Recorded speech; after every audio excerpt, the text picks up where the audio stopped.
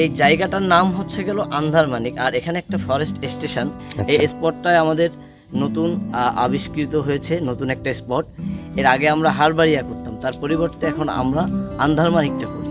হারবাড়িয়াটা এখন অনেক পুরাতন হয়ে গেছে, এই জন্য এখানে নতুন একটা স্পট করা হয়েছে সুন্দরবনের আন্ধারমানিক। এই স্পটটাতে আপনার বিভিন্ন ধরনের সুন্দরী যে গাছগুলো, সুন্দরবনের যে সুন্দর সুন্দর গাছগুলো আছে, আর এখানে মূলত কনক্রিটের একটা মানে হাঁটার জন্য একটা রাস্তা করা হচ্ছে, লেন, যেটা আপনার 1 কিলোমিটার সমৃদ্ধ জঙ্গলের ভিতর থেকে আপনার এটাকে রাউন্ড করে ঘুরায় নিয়ে, মানে একদিক থেকে আমরা ঢুকবো আর অন্য দিক থেকে আমরা বের। এখানে আমরা সুন্দরবনের যে ভিতর থেকে আমরা হেঁটে যাচ্ছি, একেবারে নিরিবিলি, মানে ন্যাচারাল যে সুন্দরবনের যে ন্যাচারাল ভিউ, সেটা এখানে আসলে আমরা 100% নিতে ফিল করতে পারবো।